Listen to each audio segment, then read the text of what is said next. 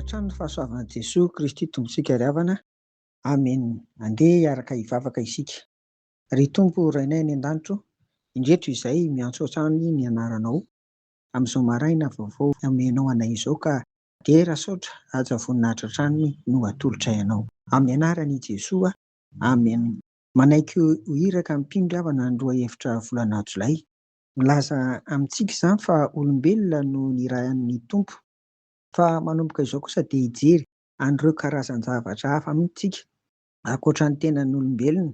Tsy ho resahana ny nanan'Andriamanitra an'i Jesosy zanan'ilay tokana mba hamonjy antsika. Dia tahaka izany koa ny anjely, nanomboka tamin'ny andron'i Abrahama izany, nandalo tamin'ny andron'i Gideona, ary hitantsika aty amin'ny testamenta vaovao ohatra ny anjely Gabriel, nirahan'Andriamanitra nilaza tamin'i Maria fa izy no renin'i Jesosy.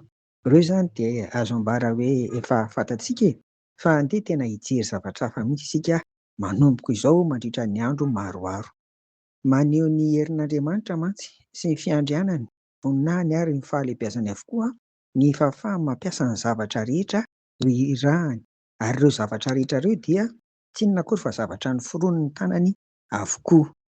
Ao amin'ny lozafolo Egipta, Exodosy 7 ka hatramin'ny 12 no ahitantsika an'ireo irak'Andriamanitra isan-karazany. Misy karazany 4 izy izany. Izany hoe tsy ho resahana izany hoe alahatra hoe loza voalohany, loza faharoa fa araka ny karazany. Ka misy 4 karazany izy. Mampiasa ny herin'ny natiora ary Andriamanitra irahany hanafahany Farao sy ny Egiptianina.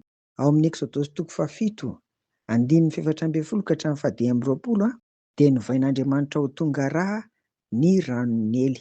Ny dikan'izany dia efa famaizan'Andriamanitra mafy sahady satria rehefa tsy namela ny zanak'Israely hivoaka ny tany Egipta i Farao dia nasian'Andriamanitra mafy tamin'ity rano lasa rà ity. Azo ambara fa ny aty fon'ny Egiptianina mihitsy ny voakidiketo satria eto amin'ity ranon'ny Nily ity avokoa fototry ny fiainany rehetra, izany hoe fototry ny aina, fototry ny toe-karena. Rehefa lasa rà izany ity dia podika ny toe-karena, malemy, eny mety ho faty mihitsy aza ny firenena iray manontolo. Hitantsika eto koa fa toy ny Andriamanitra ivavahana i Nely ka asehon'ny Tompo ny heriny fa tsy misy ny lahatra aminy akory ny Andriamanitra toy izany. Ambony indrindra izy, manapaka ny fen'ny natiora. Eto hitantsika fa mba nanao toy izany koa ny ombiasin'ny Egiptianina ka dia ohatran'ny hoe nahery indray i Farao vokatra izany. Ry havana, farany ary novaina ho rà i Nely satria famaizan'Andriamanitra izany noho ireo rà maro latsaka tamin'ny fampahoriana ny Hebreo. Ny rano tonga rà izany no herin'ny natiora nampiasain'Andriamanitra voalohany, loza ho an'ny Egiptianina ny rahany hamela azy ireo eto. Ry havana, raha sitrapony Tompo dia toizantsika izany rahampitso. Amen. Vavaka ary isika.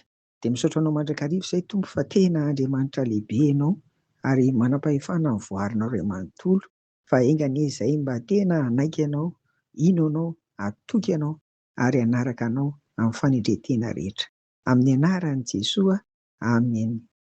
Ho aminareo ny fiadanan'i Jesosy ry havako, amen.